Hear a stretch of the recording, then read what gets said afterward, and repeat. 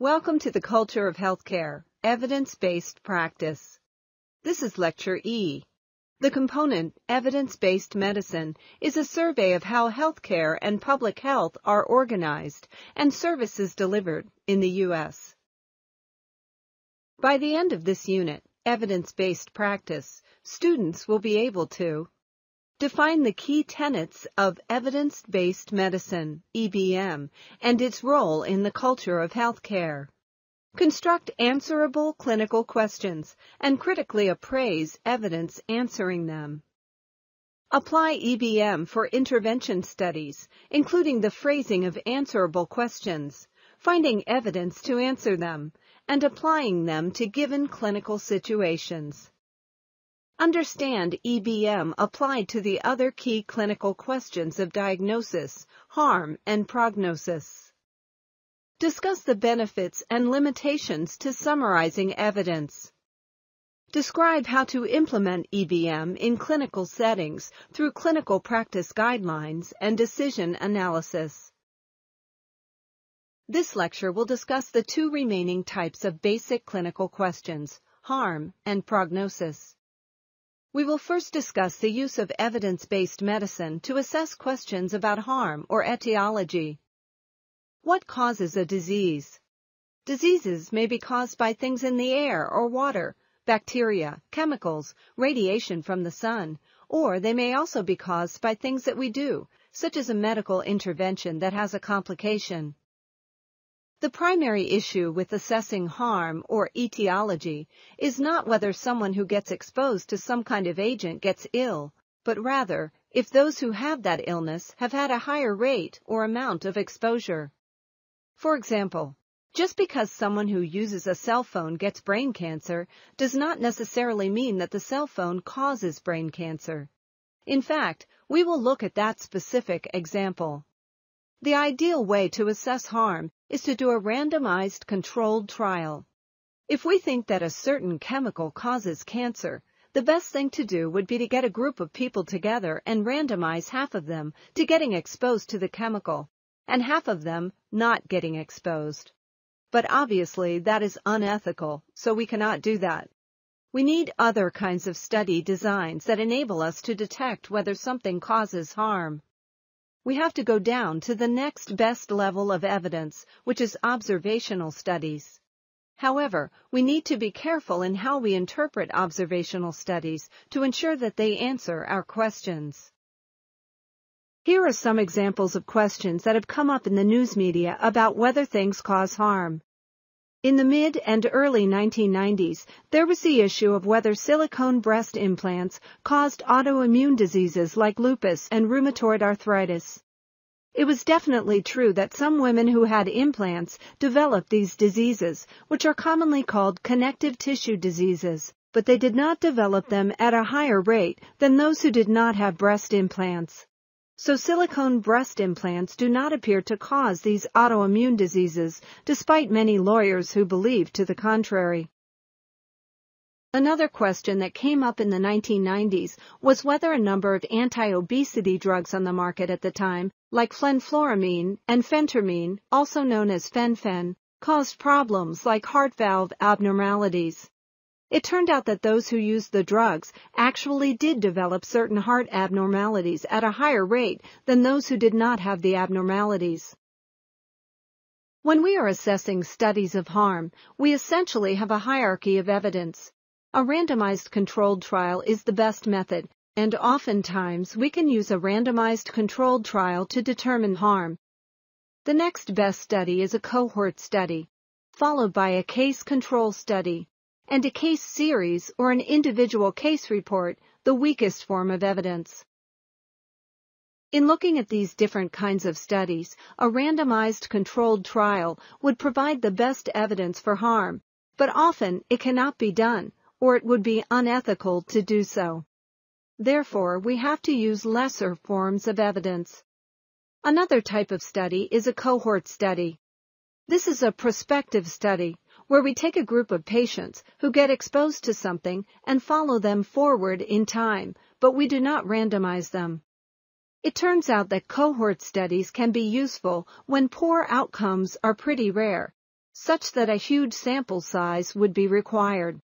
For example, upper gastrointestinal hemorrhage that occurs with non-steroidal anti-inflammatory drugs, or NSAIDs, like Motrin and naproxen, turns out to be relatively rare.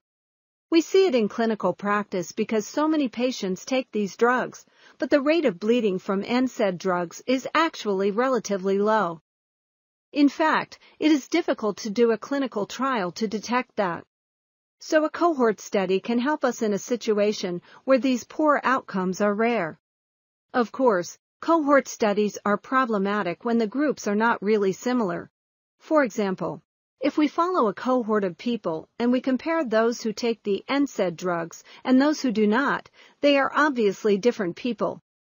Those who take the NSAID drugs are more likely to have ongoing medical problems, particularly those that require these drugs, so we do not get that benefit of randomization. Another type of study is a case control study.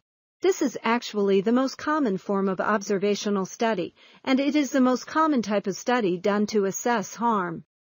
There are times when we suspect that something is harmful, and we want to find out as quickly as possible. We cannot do a prospective study because it might take years to get results, so we look retrospectively. We identify cases of the disease that we think are caused by the harmful agent, and then we match them to controls, thus the name case control study.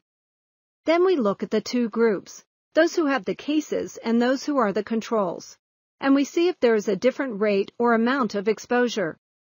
That, for example, enabled us to see that there was not a higher rate of use of breast implants in patients with lupus and rheumatoid arthritis. Similar to cohort studies, case control studies can be useful when the condition is rare. It can also be useful when the condition has a long development time. In fact, that is how it was determined that the drug DES, which was taken off the market in the 1950s, causes vaginal cancer in women. One of the problems with case control studies is that they can create spurious associations. A case in point was a study that purported to detect a linkage between coffee consumption and pancreatic cancer.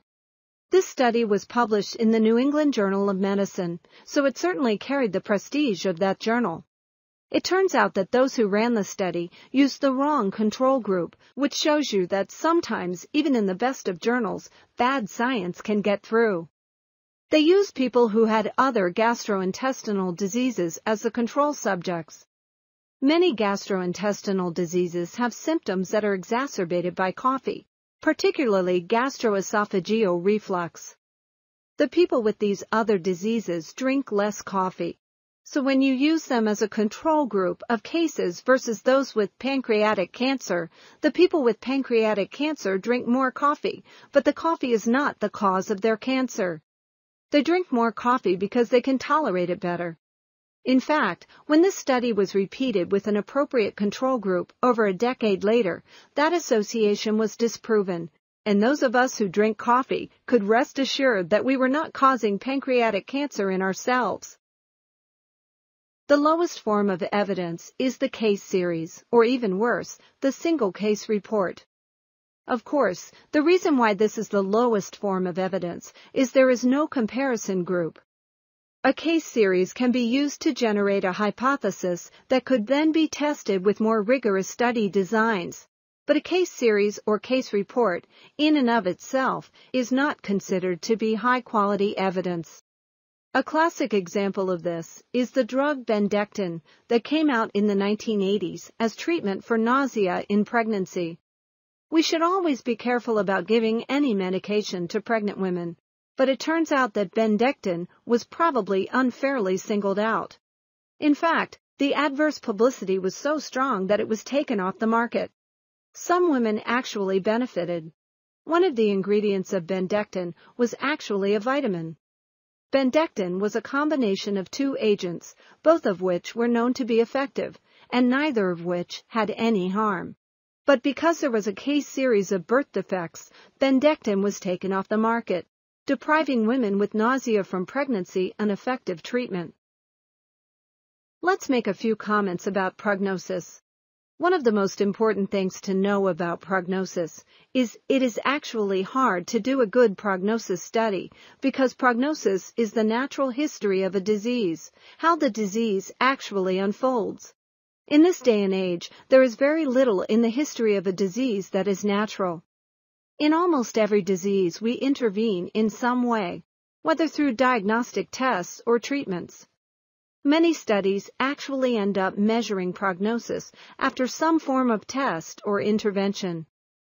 We may measure prognosis for a group of patients that have been diagnosed with a certain condition, or we may measure prognosis for a group of individuals who have been treated for something.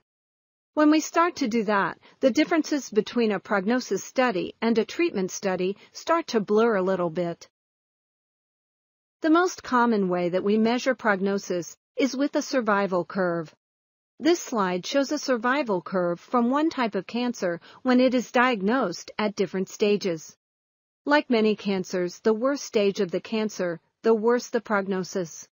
Those having stage 1 of this particular cancer have a good prognosis, while those having stage 4 have all died within 7 years.